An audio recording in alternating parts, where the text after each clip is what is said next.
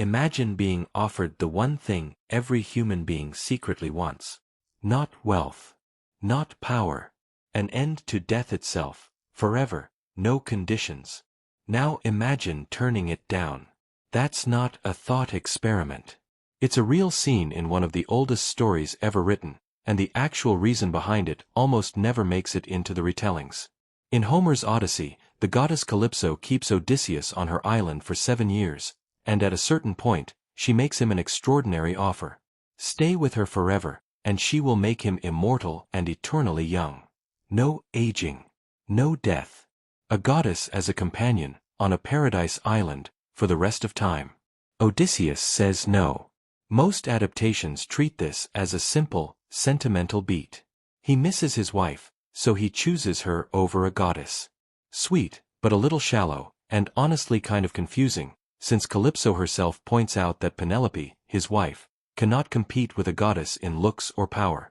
So why does he actually choose the mortal, aging, ordinary life waiting for him back in Ithaca?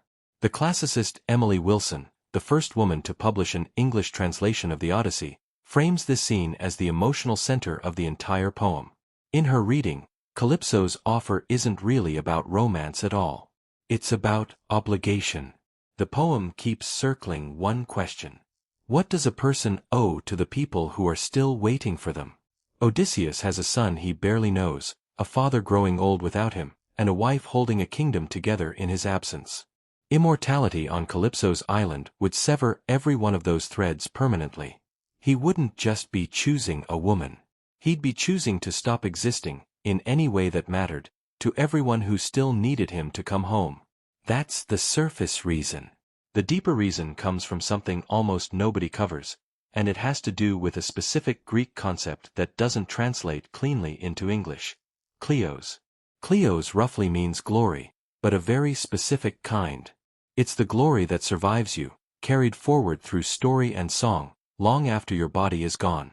The Harvard classicist Gregory Nagy has spent much of his career mapping exactly how this concept structures Greek epic, and he draws a sharp distinction between Homer's two greatest heroes.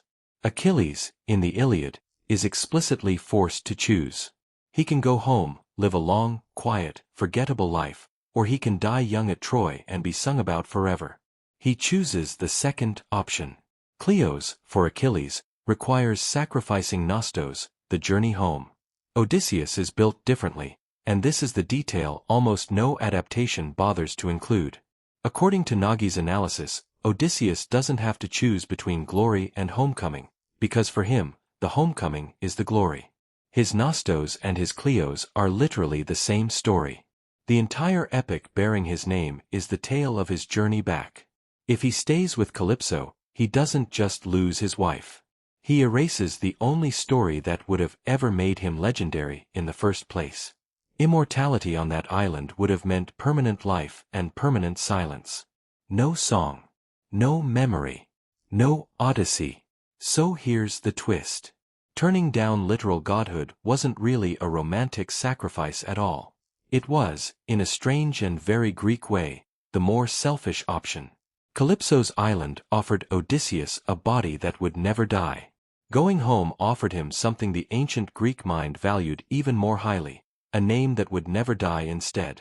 The classicist Bernard Knox, who wrote the widely read introduction to Robert Fagels's translation, describes Odysseus's whole journey as literature's grandest evocation of an everyman's test of endurance, precisely because the reward waiting at the end isn't paradise. It's an ordinary, aging, mortal life, fully lived and fully witnessed by the people who matter. There's one more obscure detail worth sitting with. Calypso's own name comes from the Greek word meaning to conceal, or to hide. Scholars have long noted the wordplay is almost certainly intentional. She is, quite literally, the concealer, the one who would have hidden Odysseus from the entire rest of human history. Saying yes to her wasn't just saying yes to comfort. It was agreeing to vanish completely, erased from memory the instant he stopped being seen. Think about what that means for the story every single day of your life is quietly writing. You're not being offered literal immortality, obviously. But you make some version of this same choice constantly, whether you notice it or not. Comfort that isolates you.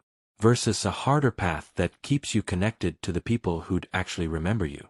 Odysseus's decision only sounds noble in hindsight because we already know how the story ends. In the moment, on that island, it must have looked like walking away from paradise for nothing more than the chance to keep struggling. Imagine being offered the one thing every human being secretly wants, and saying no to it. Now you know why